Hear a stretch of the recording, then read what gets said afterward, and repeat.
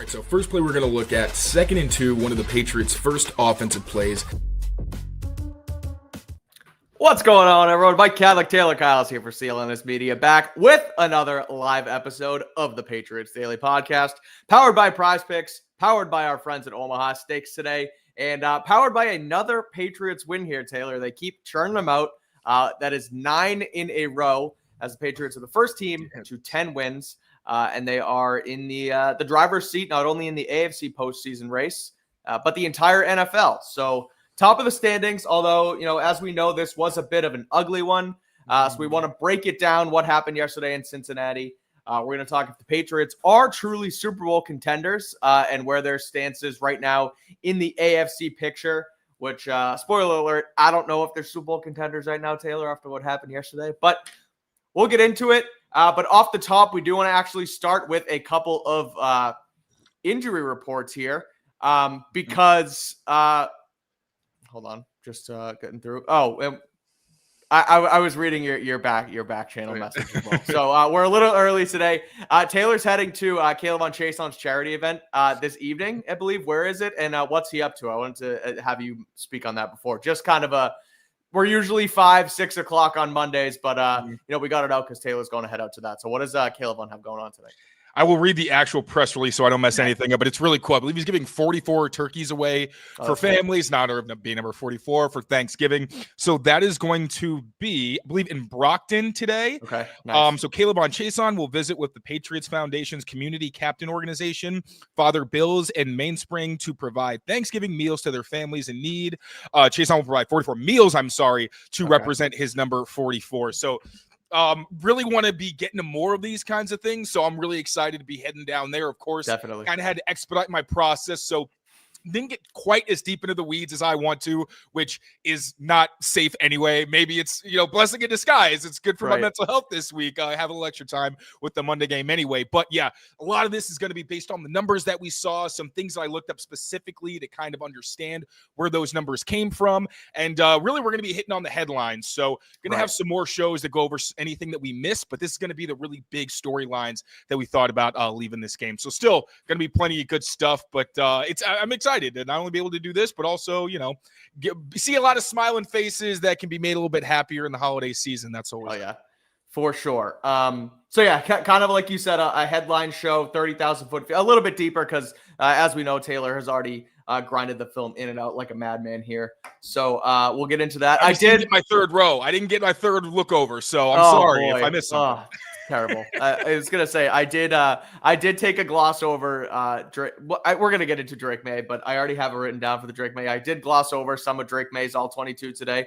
The throw to Pop on third down and the throw to Matt Collins down the right sideline. It's why I'm not that concerned about his game yesterday, because he has these plays in his back pocket that he continues to make. But again, we'll get into it later. We'll start with the injury reports here. And again, Taylor, even last night we've talked about the injury luck and all the the Milton Williams last week being the first starter to go on IR this year. And now the report is Will Campbell might not actually miss the season after going down yesterday. That's according to Ian Rappaport. Suffered an MCL sprain. Now Campbell's still getting an MRI today, which will give them further test results to determine severity of the injury, what happened. But it does look like he dodged a bullet, given that yesterday we started the show and the only topic was a potential season ender for Will Campbell. And then Jared Wilson as well, this is according to Rappaport too, suffered a high ankle sprain. The prognosis is 4 to 6 weeks, though he did mention that they're hoping that this is on the shorter side of that 4 to 6 week window. So I logged off our show last night, hopped on the Sports Illustrated back end and wrote up an entire column about Patriots injury luck finally caught up to them. And then this morning, it feels like they still get some good news. So just thoughts on those guys potentially looking like they might miss, anywhere from a couple weeks to a month here. But in the end, maybe being back for a postseason run here in New England. Will Campbell especially, that was very good to hear because it just sounded pretty grim when everybody talked about it. And obviously, you saw the way he reacted, had to get carted off. Like, it wasn't exactly a pretty situation, but huge sigh of relief that this is not season ending. And obviously, the more severe the injury, the more you're kind of worried about just their long-term futures. You're hoping that they can, recover and they'll have an entire offseason to get more healthy. So there's that, of course. But this is huge because while last night, I'm not quite as terrified by the idea of like Vidarian Lowe having to go in for Will Campbell and Ben Brown having to go in for Jared Wilson, because these are still veterans who are not as athletically gifted as the two people they're replacing, but they played a decent amount of games in the NFL, and you're hoping that once they catch a stride, because, hey, these are two guys in Vidarian Lowe and Ben Brown that are still going to have to build chemistry, learn how to play with each other in a new situation.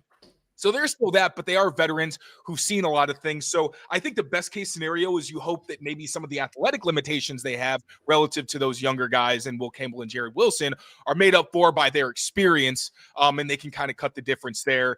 It's going to impact the run game. We've talked about that. Ironically, Ben Brown, I think, has actually been a better run blocker than Jared Wilson, whereas Will Campbell has been one of the Patriots' best run blockers. Right. I think there's a step down in Vidarian Lowe. So it'll be interesting to see how exactly that plays out as we go forward. But the point is, huge that the Patriots might be able to get the rookie left side back. And as tough as it is to kind of have that situation in two young players who are learning every week, as we discussed last night, like they weren't perfect by any stretch of the imagination, but you were seeing the impressive flashes and the promising things that you wanted from two guys that were thrust into a very difficult situation. But good news that they're going to be back at some point. For now, you just got to weather the storm, which of course is easy when you got like the Giants and the Ravens on the schedule. And even I'll throw the Dolphins in there. They're no slouches front. I mean, that they really, I can't stress enough how much they dodged a bullet with Will Campbell. I mean, Jared Wilson too, obviously, but it felt yesterday that, okay, it wasn't some sort of, like a tear, right? That we thought Will Campbell was. Let's just be frank about it. I thought he blew out his knee, and it doesn't seem like that is fully the case right now. Again, waiting on the MRI, but it's almost like we thought Jared Wilson would be high ankle sprain, out maybe a month, and could come back. The Will Campbell situation, getting carted off, towel over the head. It felt like he not only was going to potentially be done for the rest of the season, but if it was as bad as we thought, he could have missed the beginning of next season too. So the fact that it's changed from that to potentially being back for a stretch run and a playoff run is, could not be more of a 180 from what we saw last night. Now, especially too, because I don't think Vidarian Lowe is a good enough player to take them to where they want to go throughout the end of the season. Now, he is a decent spot starter, can, like you said, potentially help them weather the storm over the next couple weeks to the month. But man, if they can get to the postseason once, even if, say they get the 1 seed, right? Then that gives them an extra week to maybe get healthier and go from there. And same with Milton Williams as well. So they're in a good spot here with these injuries. That's unfortunate, but everybody, as we know, the injury rate in the NFL is 100%, as Mike Vrabel likes to say. So, no one feels bad for you. You got to figure that shit out. Exactly right. So, it's unfortunate that they're dealing with it at this point. Having the late bye week could maybe have hurt them a little bit here, but it gives them a chance to get healthy now. Down again, like I said, for this stretch run. So overall, good news there. I would say compared to last night, anyway. Will Campbell looking like an MCL sprain, waiting on an MRI, and Jared Wilson suffering a high ankle sprain with a prognosis of 4 to 6 weeks, though apparently the hope from the Patriots is that is on the shorter side. So before we move on, it was asked during the press conference, Mike Vrabel, whether it was going to be Vidarian Lowe or Marcus Bryant playing at that left tackle spot, which actually is a fair question because Marcus Bryant played left tackle in college. So that's really where he's more acclimated. Granted, he's been learning pro technique and spent a lot of time on the right side. Don't know in practice how exactly that's gone, but it was a fair question. Mike Vrabel said that it was too early to know what exactly that plan would be, but I would think it makes a lot more sense to start Vidarian Lowe, who has way more experience, not just in the NFL, but actually against starting caliber competition, versus Marcus Bryant, who was fine. He only was in there for about a handful of snaps because Morgan Moses left for a while, then came back as he was dealing with an illness. So there's always the possibility that they surprise us, but just on paper, I don't see how it would make much more sense unless Vidarian is really struggling in practice. And we'll get into him a little bit later, but there were even parts of his game that I thought continued to improve from last year. So I know we tend to think players are stagnant in their development, and I understand we've seen what Vidarian Lowe is like against starters. He has his limitations. I'm not trying to act like he doesn't, but I also think it's fair to acknowledge that when you're talking about who's going to replace Will Campbell at left tackle, I don't know how many other backups in the NFL you would really want at that spot. And also going to be at least interesting to see how Vidarian Lowe quits himself now that he's been under a different offensive coaching staff, because last year he's under Scott Peters. He's been in different situations. So maybe he took another step in his growth now that he's been working under Doug Marrone. And just for that reason, again, I think it makes more sense for him to start for Will Campbell than it does for Marcus Bryant outside of some emergency situation. Well, I think I'm with you there too now, because, and I floated it a couple times last night on the show, given, I guess, like you said, the limitations of Lowe and the more of the unknown with Bryant. But like we said, we saw Morgan Moses go out last week. So say they do put Marcus Bryant on the left side, get him equated there, and then Morgan Moses goes down. You're not going to you might put Lowe on the right side, but you're much more comfortable with him on the left. So exactly. I knew you were going to do that because you hate Vidarian Lowe, the right tackle. Vidarian Lowe, the right tackle, you're not a fan of. So if then they would have to. I don't hate anybody but Deshaun Watson, to be fair. I don't hate anybody but that pest. Okay, fair. Okay, you're right. And Justin Tucker. Who got a workout just naming today. all the verbs, my bad. Did you see that? He got a workout today with the Saints. Yeah.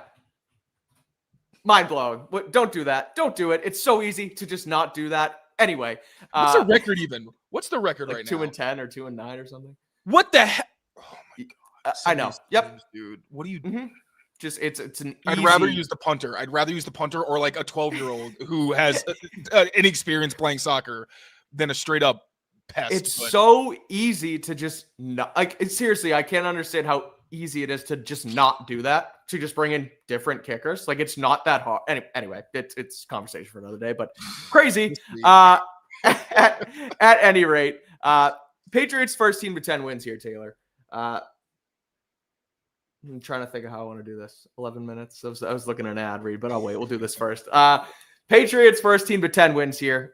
Top of the NFL right now. Are they Super Bowl contenders? And we've talked about this. We've done this before.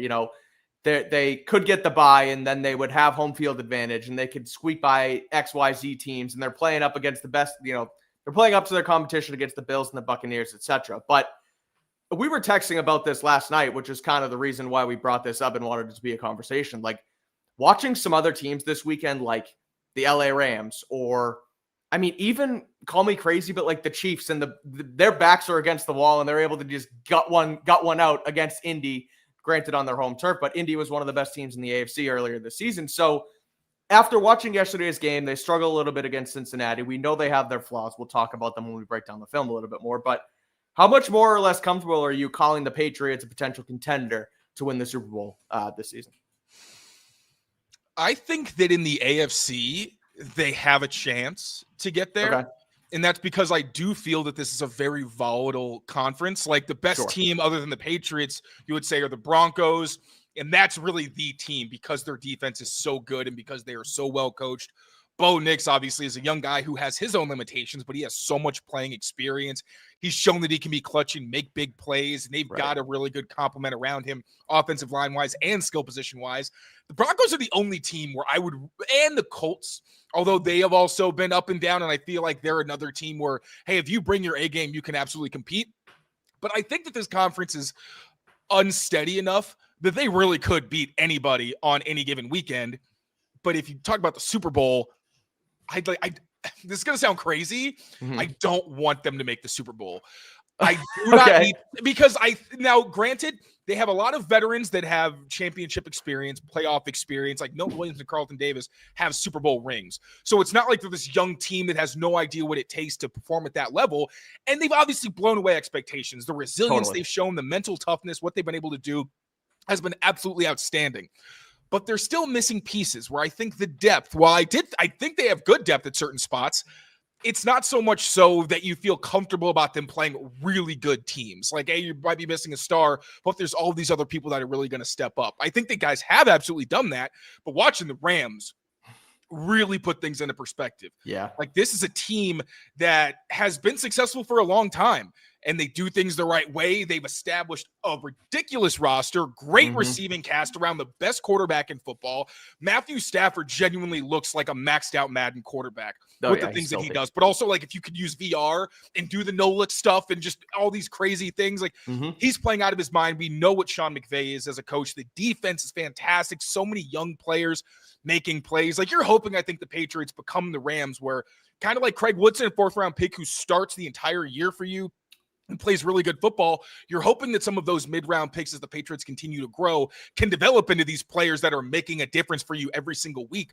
but they're not there yet. This is still a roster that I think is a year at least, because I think they've jumped so far. I think it'll be a little easier for them to attract some talent at key spots, but you need to build through the draft. And I think you're still a couple years away from me feeling that you are a true contender, because you have that depth and there's so much young talent and guys that are stepping up. Now, granted, if Drake Maye takes another step in his evolution, that changes things. But as we'll talk about, I don't think he's quite there yet, where he still makes the incredible plays and you're like, okay, it's not like he's not at all in the MVP race anymore. He's doing crazy things every single week, but he's also making the kind of mistakes that you don't see Stafford make. Like, what's the stat? He's 28-0 touchdown interception ratio, Stafford, in his past, however many games. Like, that kind of stuff, where when we have the MVP conversation about Drake Maye and say, well, he's doing a lot of great things, but there's still the turnover-worthy plays, putting your team in bad spots that just don't scream MVP to me, even though the highs are very high. It's sobering when you think about the Super Bowl as well, because that was a game yesterday where the beginning and end did not go well for Drake Maye. Right. And if other people hadn't kind of done their part and helped somewhat bail him out, then you're talking about a different outcome. And against a team like the Rams, I think they would just steamroll any weaknesses you have personnel-wise. So while I still think they can make the Super Bowl, and I really do believe that they are going to make some noise in the playoffs, I think the NFC has a few teams that really do make me nervous, and that I think it would look really bad if this team, at this point in their development, went up against an established franchise like the Rams, like the Eagles, who've been there before, are absolutely stacked on their roster, and have players who will stress you consistently in ways that I don't think we've seen this team stressed on a consistent basis yet this season. Yeah, Stafford has thrown 3, 6, 7, 12.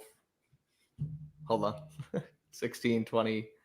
25 touchdowns and 0 interceptions since week 3. His last pick is week 3.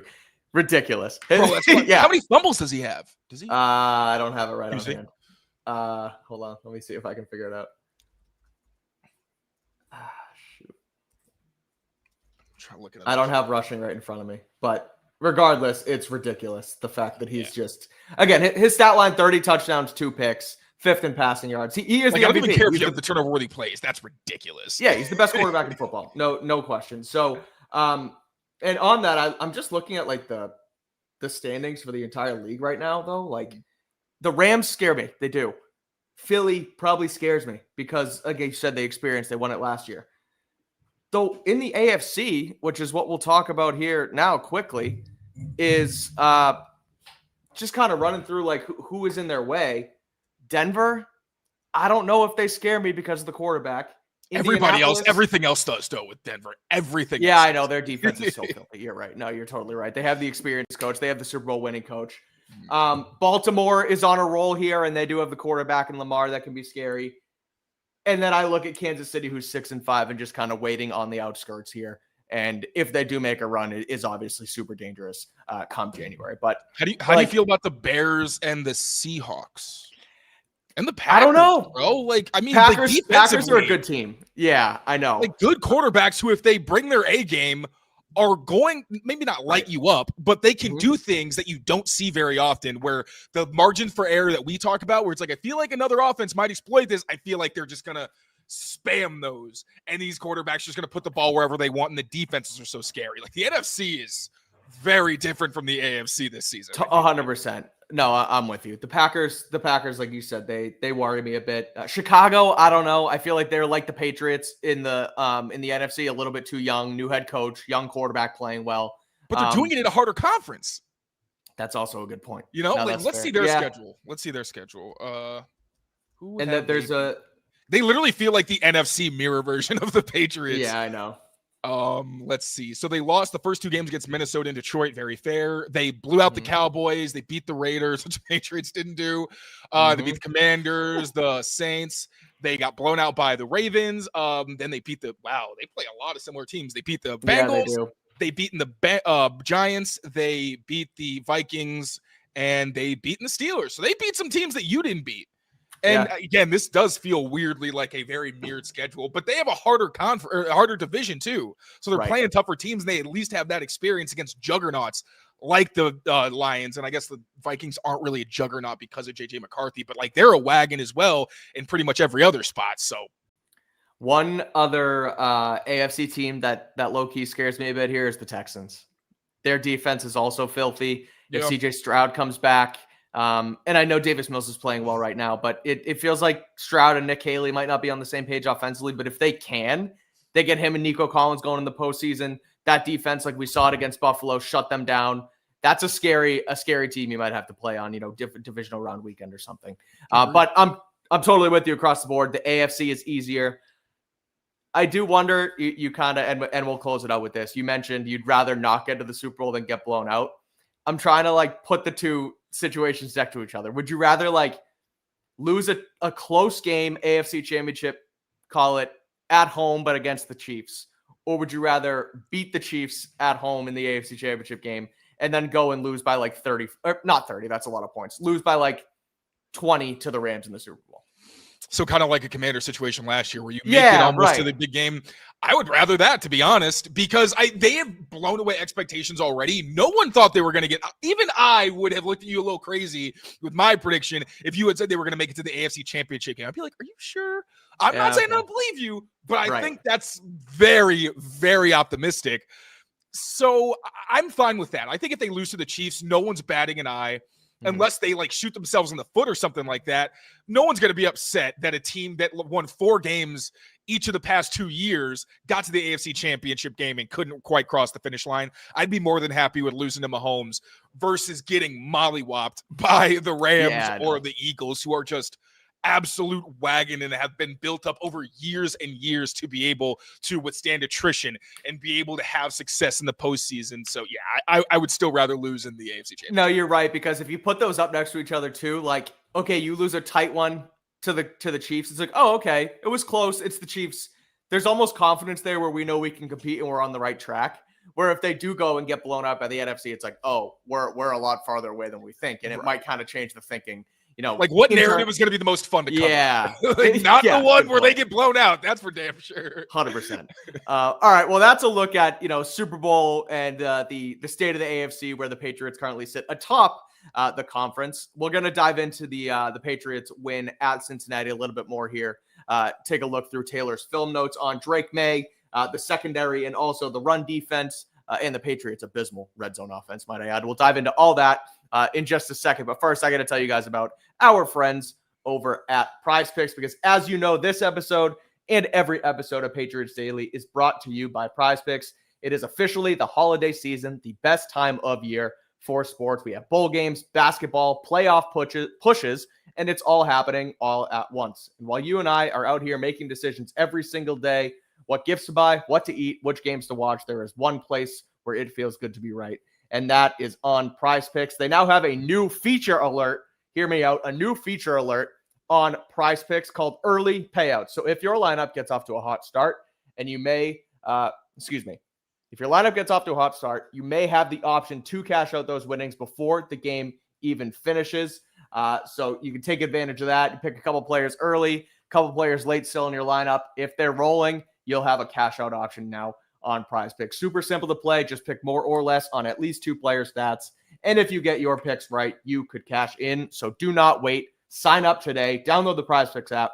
Use code CLNS, and you will get $50 in lineups after you play your first $5 lineup. Again, that is code CLNS. You get $50 in lineups after you play your first $5 lineup. PrizePicks, it's good to be right. All right, let's talk about Drake Maye. You mentioned it a little bit there. I know you talked about it a little bit earlier. After watching it over again, some more good than bad. Obviously, he had the rough start, the pick 6, not just a bad throw. He knows it. He'll admit it, what have you. And the end of the game wasn't great either. Some worries or some problems, I guess, down in the red zone. We'll get to red zone in a second, but just want to get your thoughts overall on Maye. 22 at 35, a career high, 294 yards. Still can't get over that damn 300-yard mark. Poor Drake Maye. Did have the 1 touchdown pass and obviously the interception. But taking a look overall, watching it over again, what did you see from the Patriots quarterback that has you, I guess, more optimistic than pessimistic, compared to last night, I guess? So there was definitely more good than bad, and that is very important. It's just that the bad was really bad. Like the kinds of things where JT O'Sullivan, who does a great job over at QB School breaking down quarterbacks and especially draft prospects in the offseason, he brought up how Drake Maye will make 3 to 5 plays a game that make your jaw hit the floor. But he also has the kind of misses that you just don't really see from NFL quarterbacks, and he had them often in college, or at least too often for it to not be a significant concern, which even we acknowledged. I love Drake Maye, but I was like, yeah, he's got to get this accuracy figured out because same reason. These are some horrendous misses that he has and the occasional boneheaded play.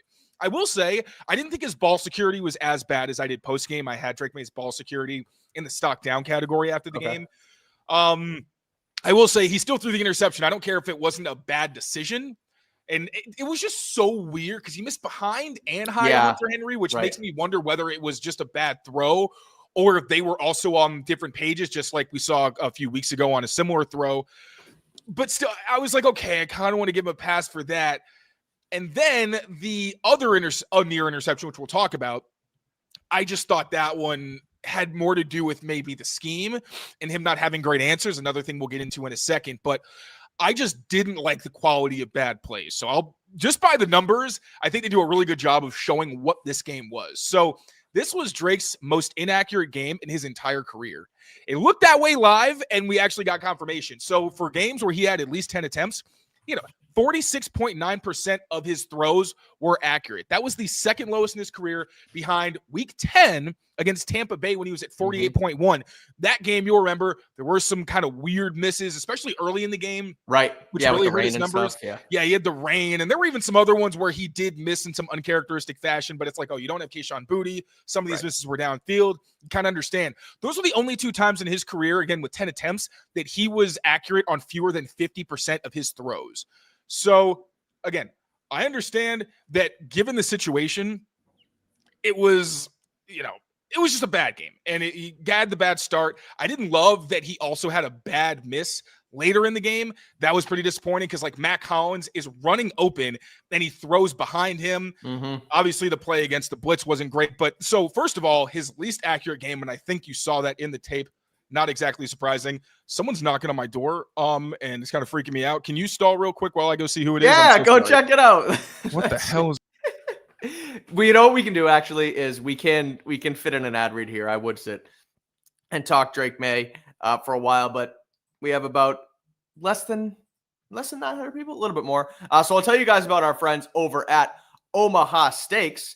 If I can find the B-roll, because the holiday season is here. And Omaha Steaks is one of the great presenting sponsors of the Patriots Daily podcast and the CLNS Media Network. Whether you're sending an unforgettable gift or treating yourself to everyday perfection, Omaha Steaks delivers the world's best steak experience. So gift USDA certified steak tenders, juicy burgers, cozy and convenient comfort meals, and so much more right now on omahasteaks.com. They have a 50% off site-wide sale, and you can also get an extra 20% off select favorites at omahasteaks.com, plus an additional $35 off with promo code Patriots at checkout. Terms apply. See site for details. Again, it's holiday season coming up. Omaha Steaks has great deals right now. Use code Patriots, and you will get 50% off right now site-wide, extra 20% off on select favorites, and then the code Patriots gives you an extra $35 off with that promo code. Everything good? Yeah, it was maintenance. Oh, good. Okay, awesome. Something fixed, so that's good. There you go. All right, go ahead. Go ahead on your Drake Maye from Titan Tribe. Well, speaking of throws, also on Drake Maye with his inaccuracy, it was the second worst game in terms of throws that weren't even catchable. I believe the worst was that Tampa Bay game, and it was the worst game of his career for games that were catchable but inaccurate. In other words, there were times where he would complete the pass, but he would prevent his receivers from getting yards after the catch.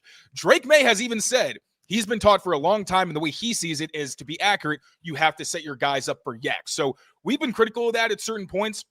sometimes, you don't want to be unfair. Like if the guy's scrambling, there were some plays where he's on the move, like when he tried to throw to Hunter Henry while scrambling.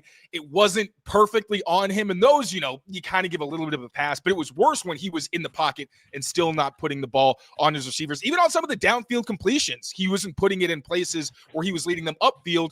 It would force guys to make adjustments. Again, even on the highlights.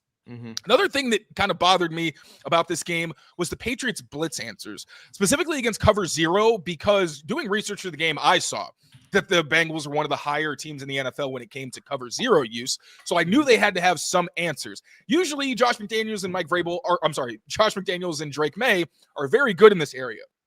This was one of Drake Maye's worst games against the blitz this season. So he had the 3rd most dropbacks against the blitz, his lowest completion rate against the blitz this season at 33.3%, the 2nd fewest yards per attempt at 5.9, tied for the 3rd fewest conversions with only 4, and his passer rating was a 54.5. That is his lowest against the blitz this season. And coming into this game, he had 101.4 passer rating against the blitz, which was the 3rd highest in the NFL behind, I believe, Lamar Jackson and Sam Darnold. Very uncharacteristic. The ones that really stood out to me were, one, I think we discussed some of these on the show, so I'm sorry if I'm repeating myself, but I didn't really change my opinion on this one when I look back at it, where he throws uncatchable to Hunter Henry. That one I think was a throwaway, something to kind of factor into the inaccuracy. That's going to count as inaccurate, but it seemed like it was on the line where he was just trying to make a smart play, because you had Hunter Henry on an out with his defender in outside leverage, and then you had Stephon Diggs breaking inside, but his defender was sitting on an inside breaking route. Usually against 0, you need something that's going to get the ball out of your hands quickly. And it didn't feel like he had any realistic options to do that, especially since it was 3rd and 6, which isn't a long enough situation that I felt like they needed to press the ball downfield. And it didn't seem like Drake had an adjustment. Like that may have been what was called in the huddle. You could not run that play versus the look that you got where they have everybody on the line of scrimmage and then defensive backs literally just sitting there. So I was disappointed by that one. The last play to Stephon Diggs, I honestly put that even more on the situation around Drake Maye. I still don't like the decision to throw the pass. But so there's a problem. One, Vidarian Lowe didn't block the inside most guy. I think he got kind of confused there. But there was still going to be an inside rusher getting home, because it seemed like Hunter Henry, who had gone in motion before, was supposed to block the edge and give Drake Maye time to push the ball downfield. But they didn't have enough pass blockers. So Drake got the ball, was literally immediately under pressure because of that interior heat, throws the ball anticipating an out to Stephon Diggs, but the Patriots are running a go and an out to that side of the field. The person covering the go was waiting on the quarterback to throw because he knew pressure was going to get there, which partially led to Drake Maye throwing what looked like a near pick 6. It also wasn't very accurate because he was kind of fading away. But that whole situation felt off to me. And I really just in general, I'll break this more. I'll break this down more when we do our Drake Maye breakdown. It's going to come out first for members, and then it'll come out for everybody else. But really, I was disappointed in how they responded to some of those situations. And I thought it put Drake Maye in some bad spots. Also asked Mike Vrabel. I was hoping to get an answer on all of the kind of blitz packages and how they felt that they responded to those. But the other where he got sacked, I was curious what exactly Drake should have done, because Demario Douglas was running an out and his defender was the one who blitzed. So the out was open, but the slot corner got there so fast, I didn't know if Drake could actually make the throw.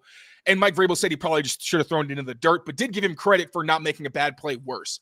And that, I agree with that. Just like the Hunter Henry play, good job by not putting it in a bad spot. Stephon Diggs play, maybe not so much, even though the situation wasn't great around him. Also, on downfield throws, as I mentioned, even on the completions, Drake wasn't exactly perfect, and this was one of his worst downfield passing days. So, 3rd most downfield attempts, that means 10 or more air yards. The 4th lowest completion rate on downfield throws that he's had this season. And this kind of shows the duality of where Drake is fantastic and does all the crazy shit, but also really needs to clean things up. 3 big-time throws, tied for his most on downfield attempts all season. Also, just period. You don't have short big-time throws. But 2 turnover-worthy plays, which were the most that he's had all season. So that 3-2 ratio of big-time throws to turnover-worthy plays is not ideal. You'd like that to be 3-0, right? At worst 3-1. But there's the duality. He'll do the great things, but he also needs to clean some stuff up. And his 99 passer rating on downfield throws was his 4th lowest this season. Now, you had the great ones like the Mac Hollins drop in the bucket where he converts the quick out because he has press coverage, runs a fade, great throw from Drake Maye. Like you mentioned, ridiculous throw to ridiculous. That was a handoff. Oh, sorry. Literally. The Mac Hollins one was a straight up handoff over that guy's Both head. of them were because and the one to Pop reminded me of the Jaguars game last year because that was the last time I remember the throw to KJ Osborne in the end zone. Yes, yeah. Where that was the last time I remember him specifically attacking the pole runner or the person who's supposed to cover the inside vertical and run with them. Usually he likes those hole shots, but if you're afraid of Drake Maye attacking your pole runner and those hole shots, I don't know how often teams are going to want to keep running Tampa 2 against him because even the unconventional stuff, it doesn't throw him off. He's pretty much used to where it's coming from. He's clearly very well prepared and knows to some degree when it's coming and isn't rattled by it. So, I mean, those were fantastic. But also, even the throws over the middle where he's got guys wide open, kind of throwing it behind him, just wasn't really on his A game. And look, young quarterback, not the worst thing in the world. We always have to have these caveats of while Drake Maye does things that you see from some of the best quarterbacks in the league who've been doing this for a long time, he is still learning. He is going to have games where it seems like it's uncharacteristic, but he's still learning. I don't think he gave much of an explanation on why he had such a slow start, but it's a trend that he needs to buck. Because this is not the first time. If anything, I think more often than not, you see him kind of come out of the gate slow before picking it up. And the resilience for him to have that whole stretch in the middle where he was truly dialed in. Like this wasn't a game where I'm like, oh, he's holding onto the ball too long. He's missing wide open receivers. Obviously, there was the one where he had 3 guys open and just threw to nobody. That was pretty weird. But during that stretch where he was playing well, it was very, very impressive. So cut out the first couple of drives and that last throw and that last drive because he had a couple misses, even though we had the completion of Stephon Diggs. So you cut those out and you're talking about a much different performance. So great to see him show the mental toughness to be better, but there's still absolutely things he needs to iron out, which is par for the course with these young passers. Yeah, I'm with you. And like the Patriots in general, maybe not the margin of error, maybe that's not the right word, but their expectations now have shifted. So 3-4 weeks ago, week 2 or 3, this would have been, a great game for Drake Maye, given that, he only struggled in the beginning, he only struggled in the end, and he really found his groove. But now we expect so much given where he is in the MVP conversation. We kind of got to take a step back and realize he is only 23. He still went out there, won them a football game. He still has a lot to learn, yada, yada, yada. Defenses are going to throw a little bit different stuff at him each and every week, and he's going to have to adjust, which, again, we saw him adjust after that first drive, throughout the course of that game. And then, like you said, had the hiccups at the end a little bit. But overall, decent day for Maye. What wasn't decent, though, want to hit on quickly here with this Patriots offense, was their execution in the red zone. They get down there twice. They fail to score on both trips. Taylor is disgusted if you're watching the show. He's got the stank face on. And it was really bad, especially that drive in the beginning of the second half where essentially bashing their heads against the wall. They ran it on 3rd and 4th down in a row. I know you mentioned last night you weren't too put off by their decision to run on 4th down. I'm curious what you think now, having watched it over again.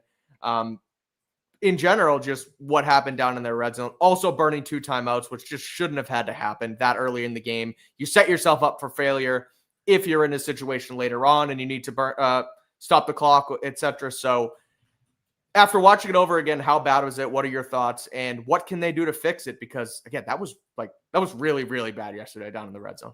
And I still felt like it had more to do with the execution than the plays called. I didn't think there were really any plays that put them in bad spots. I just thought that somebody missed or 2 people missed or bad decisions were made that resulted in them being so poor. So I'm going to go through this kind of play-by-play with a little summary of what I thought of each one of these reps.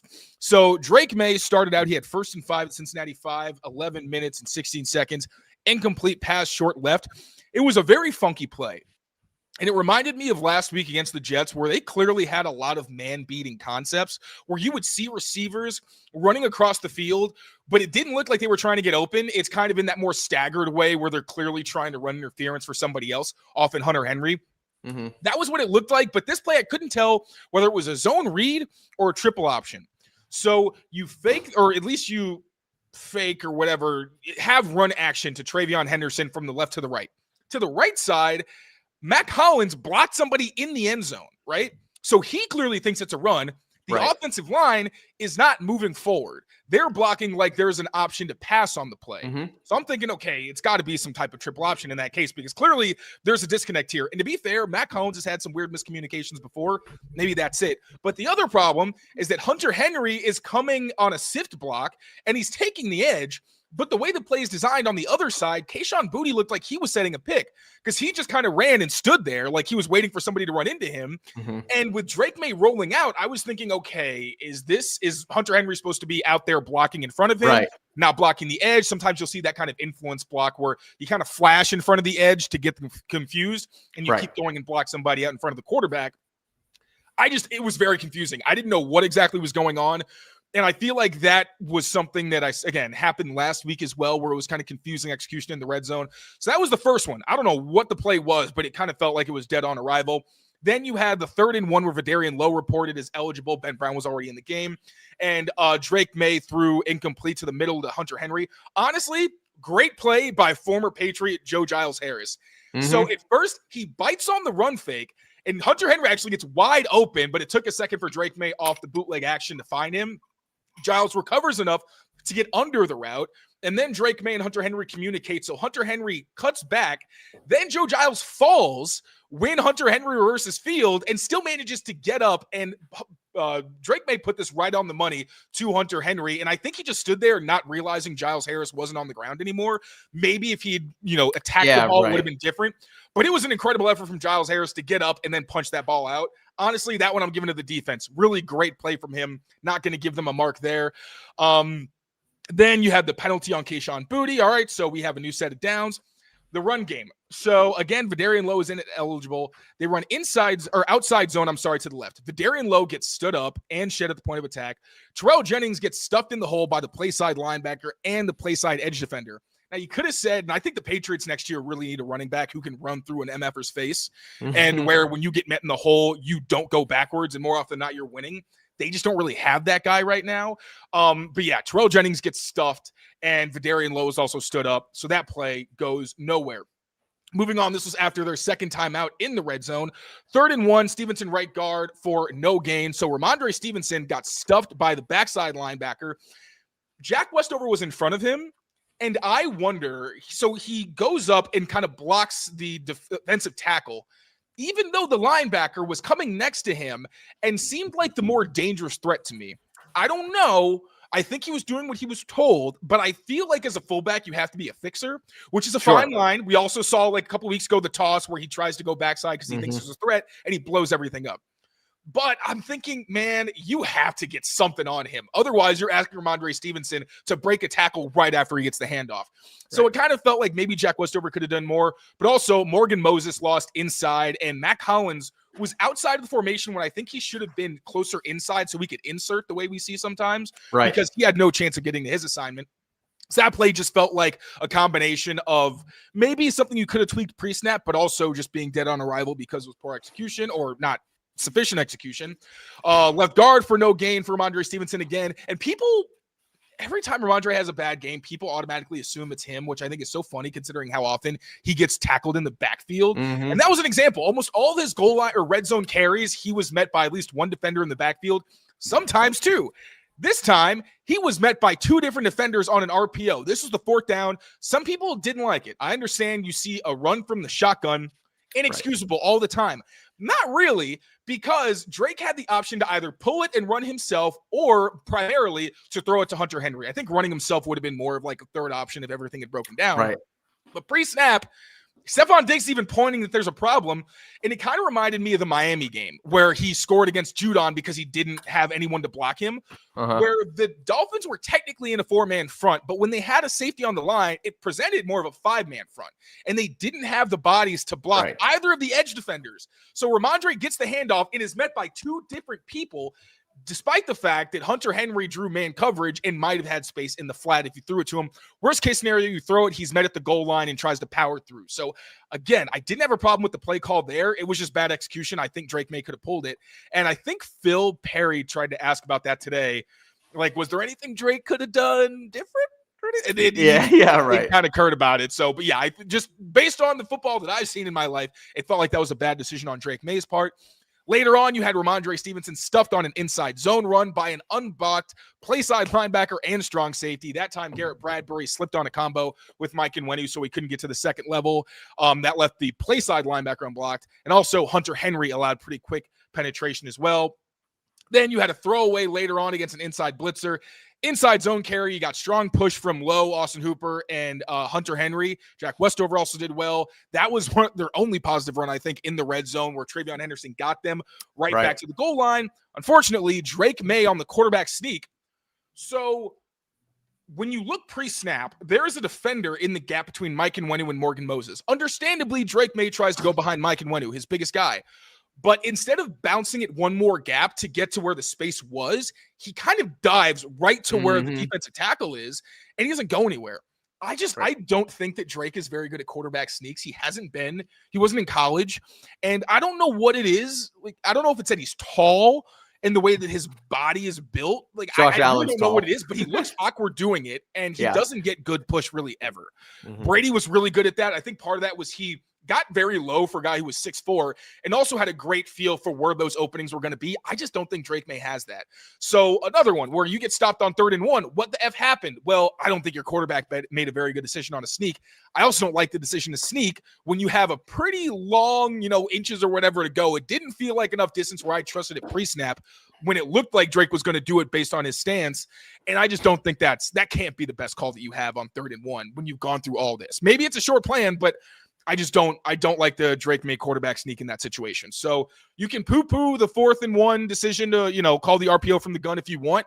But at the end of the day, you have to execute the plays. If you're in an impossible situation, fine, I understand. But when you have options to do better, or you have an assignment and you can draw the play up and see how it's going to work, and it doesn't go that way, more often than not, it's because the players didn't do their job. And it didn't even really feel like a situation where, why are you running behind your backups and your bad offensive lineman with everybody hurt? Well, Darian Lowe was in there as a jumbo lineman, and that was probably going to be Ben Brown in another situation. I didn't hate the decision. He gets stuffed. Okay, you don't do it again. But just you got to be better in those situations. And the Patriots have been inconsistent in the red zone for weeks.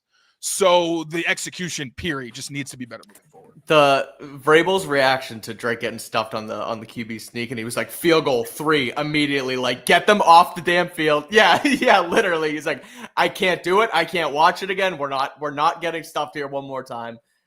It does. It has to improve. I'm with you on the QB sneak thing too. There is definitely a feel there where sometimes you're not just gonna go, right up the middle and try and find like a push with those guys. You do need to find those different gaps, etc. Look for, where there's a different 3 or 1 or vice versa, right? And sometimes guys will just go and fall and hope they get the push. So it's kind of a weird art in that form. Like, we've seen the tush push, we've seen Brady do it, and kind of go from there. So at the end of the day, Patriots, we do have a new member too. Shout out Chris Jensen, 756. Welcome, Chris Jensen. Appreciate you here. So at the end of the day, offense scores just 19 points, 4 field goals, 1 touchdown.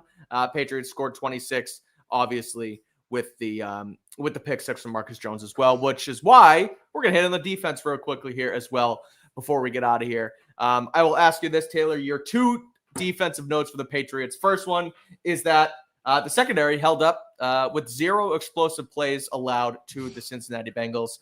However, running back Chase Brown went for over 100 yards. The first time the Patriots have let up a 100-yard rusher this season. There continues to be chinks in that run defense armor here. 5.6 yards a carry. He did have a long of 21 as well. So, yes, I know they've had some, obviously, injuries along the defensive line. Milton Williams is hurt.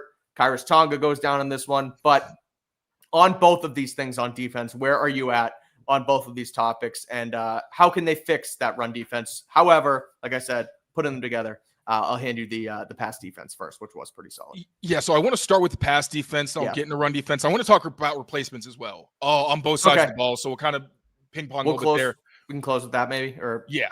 So the pass defense was very good. First of all, Carlton Davis, who's somebody I've been kind of critical of because I've had my reservations just because of his specific type of play style. Sometimes I think it can be tough against really good separators, but he was really good yesterday. Obviously, 3 pass breakups on 1 drive after he had drawn an interference penalty. That was very impressive. I understood where he was kind of coming at it from, where he felt like he was trying to play through the hands and all that. But really, like, you got to look for the ball. If you're not and you're that close to the receiver, you're going to get called. But only allowed 2 catches on 7 targets, according to PFF, allowed 12 yards. Really great bounce back game for Carlton Davis. Also, please listen to his press conference. He was awesome today, talking about the bond of the team and how they have a bond that's greater than any team he's been on. He's been in the NFL for a long time, so that really says a lot. Marcus Jones only allowed 4 catches on 7 targets for 40 yards, 3 conversions, but also had the pick 6, obviously, where he started buzzing on that throw before Flacco even thought about going to the check down. So got him like a damn for Marcus there. And then when I looked at the film at his pass breakup against Mike Gesicki, I think part of it is the fact that Gesicki actually stumbles trying to come back to the ball, and Marcus Jones is looking at it. I think if the refs had thrown a flag there, people would have been mad, I think for good reason. I don't think we got, or at least when I was looking, I was doing a lot of things. I didn't think there were a lot of replay angles that showed exactly whether or not he got early or showed the entire duration of the route. But I feel like if there was a pass interference in that situation based on Gesicki slipping and Marcus Jones clearly trying to make a play and not just, kind of flailing over Gesicki because he was out of control, played a part in it. So another good job from Marcus Jones, who is really, I think, putting himself in the Pro Bowl conversation. Christian Gonzalez allowed 4 catches on all 4 of his targets for 32 yards, but only 1 conversion. Outside of also the touchdown that he gave up, which is very uncharacteristic, but hey, did a pretty good job the rest of the game. Also, just T. Higgins was quiet the entire game. So really, you got to give them credit there. Jalen Hawkins dropped the interception, but showed really, really good awareness to actually break on the ball. Came so close. He just got hit in the head by Robert Spillane. There was also a play in 2 minutes where I thought he was in good position to make a play on the ball. I think Flacco held it for a tick longer. That was the completion of T. Higgins that ended up putting them in field goal range. But I thought Jalen Hawkins was solid. Craig Woodson, I feel like the Bengals didn't press that advantage as much as they probably could have, and not as effectively, but only allowed 2 catches on 3 targets, 21 yards, 2 conversions. Not bad for him. Christian Ellis is also very good in his return. Allowed 13 catches on 4 targets, only 2 total catches. And Robert Spillane was also good in coverage. So great day for the pass defense. You needed this because you're playing Joe Flacco. It's a backup. It's not a great offense, but they do have weapons. There was an opportunity for, I think, this pass defense to look worse, and allowing 0 plays of 20 or more yards. I thought that was fantastic. And then we can maybe get into replacements now, and I can get a little bit more into Chase Brown. Yeah, let's do that. So we'll hit the replacements, and then we can close it with what's going on with the run defense, because as we know, and we talked about at the beginning, a lot of Patriots go down in this game. Obviously, Will Campbell and Jared Wilson, the main ones, but no Milton Williams out there. Kyrus Tonga leaves. Brendan Schooler left as well. So a lot of, like you said, replacements, backups having to come in this game, and at the end of the day, they get the job done, 26-20 win. What did you see from each guy who had to come in under not the best circumstances and kind of pull his own weight here? Yeah, so one, just acknowledging the run defense, it was not good. Chase Brown was the first running back to have 100 yards against the Patriots. And yes, not having Milton Williams, not having Kyrus Tonga for most of the game, significant blows, and you can't ignore that. It was one thing when they were just missing Milton, but 2 of your best interior defenders, that's going to be tough, and I understand that. But to put it in perspective, it was like one of, if not their worst run defense game of the year. Now, they played light boxes 82% of the time, clearly prioritizing shutting down the pass. They played a lot of cover 2, a lot of quarters. So you understand there wasn't a ton of support. But even still, they're 5.2 yards per carry allowed, the second most they've allowed this season. The most yards before contact per rush at 2.98. The 4th most explosive runs with 3. And this is the biggest one for me. They had the 2nd lowest stuffed run rate for a game this season at 8.7%. That's a Milton Williams stat, because Milton Williams had a 5.8% stuffed run rate. That was the highest for the Patriots for qualified defenders. Now, Mike Vrabel I think it's hard without going into detail to say what your team needs to do better in run defense, because it's build a wall, tackle, swarm, all those things.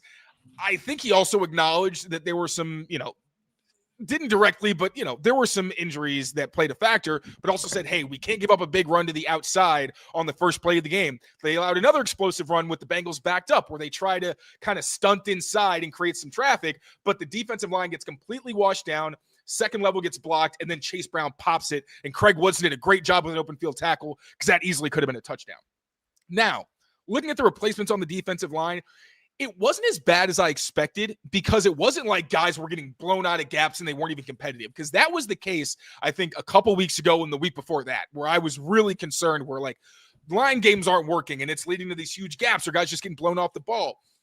There were still defensive linemen making tackles, but the bigger issue was that a lot of the time they were still getting pushed off the ball for like a couple yards that allowed running backs to get ahead of steam and then kind of plow forward for a little bit extra. Not a lot. The Patriots are still very good tackling. They don't allow a lot of yards after contact, but the yards before contact have been the biggest issue for this Patriots defensive front.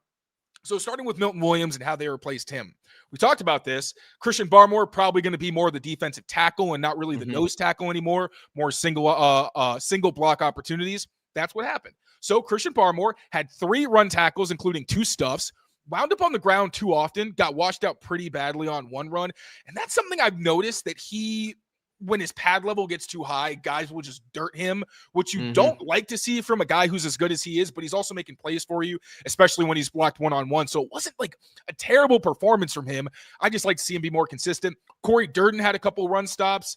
He did struggle against double teams early on, but I thought he bounced back as the game went on. Also wrecked the screen, so good job there. And so Corey Durden was more of the nose tackle. It was Kairos Tonga and him, but in those 4-down fronts, mostly it was Corey Durden as the nose tackle and Christian Barmore as the defensive tackle. And then in more pass rush situations, there was still some Durden, but that was where you saw more of Jeremiah Farms because what we've said, he's very nimble, probably the most athletic available interior defensive lineman after Christian Barmore. He had a 1 run tackle, did get blown off at times, but in terms of pass rush, he had a hit in 2 wins. So not a bad day for him. So again, Milton Williams, in terms of how he was being replaced, a lot of Christian Barmore playing more of that defensive tackle spot, and Jeremiah Farms being on the field for some pass rush situations, or Corey Durden in some instances as well. Once Kairos Tonga went out, you saw even more of Durden, but also Eric Gregory taking over as that kind of more pure nose tackle. He had a couple hurries and a pass rush win. Didn't make a huge impact against the run in terms of the stat sheet, but I thought he was solid. Definitely got moved at times, but I like his effort, and I'd like to see what happens if they continue to work with him down the line. So that's what happened on the defensive interior in terms of their replacements. And looking at the rest of the defense, I thought sometimes I still feel like linebackers are slow to diagnose what's going on. Like on those outside runs, it felt like even Gibbons and Spillane were sometimes just a tick too late to realize what happened, and that gave guys an edge that probably could have been smothered a little better. Although I thought they were better against especially the jet sweeps as the game went on. Jack Gibbons going downhill was awesome. Spillane was pretty good. It really is just the defensive line needs to actually build that wall, because you see it in the numbers. It's that they're allowing too many yards before the defensive line can make an impact. So whether it's shooting gaps more often, being better on your twists and stunts and things like that, they need to create more disruption, because that disruption was what was offsetting some of the times where maybe defensive linemen were knocked back earlier in the season. So that's for the defense. Then offense-wise, just talking about the replacements for Will Campbell and Jared Wilson when I looked at the film. So obviously Vidarian Lowe went in for Will Campbell. For all the talk about how bad Vidarian Lowe is and how he can't stop a cold, he was fine. He allowed 1 quarterback hit in a hurry. He had 3 losses, but there weren't any that were like egregiously bad. There was one where I actually think he's getting better at his independent hand use, which one of the biggest pet peeves I had with him was his propensity to shoot both hands, especially his first season here, because he's too big and too long. And when he does that, he would get over his skis and put himself in a position where he could not win the rep. And then in terms of run blocking, got stood up on a couple red zone runs, also missed a block versus a stunt where his guy knifed inside. He had to get to a linebacker and didn't. So needs to be better as a run blocker, but pass pro-wise, I thought he was fine, albeit against a not very good Bengals pass rush. Ben Brown allowed 2 hurries, also had a pass rush loss. Those are more early, though. I thought he settled in decently. He was 1 for 3 climbing on outside zone, missed a couple, but he did make one, so credit there. And he also had a nice block when he was pulling on a counter run. So both those guys I thought were up and down, but given, the situation you're in for those being depth guys, and they're veterans, right? They're not guys that have been in the league or Ben Brown's been in the league for a while, actually, sneaky, but he's been a practice squatter, like a veteran practice squatter. He's been around a lot, so he's seen a lot too. Right. Exactly. And both guys did play last season, so they have starts under their belt. I really think you could be in a much worse situation, although you are probably going to have to scheme around them. And Brendan Schooler, they actually didn't punt once Brendan Schooler went out, so you didn't have to see any gunner reps. So I don't even know who replaced him there. But on punt return, it looked like he was replaced by Jalen Hawkins near the line of scrimmage. And then on kick return, it looked like he was replaced by Craig Woodson. Still don't know exactly what Schooler's status is. I believe Andy Borgala said that he was in good spirits, so that's always a positive.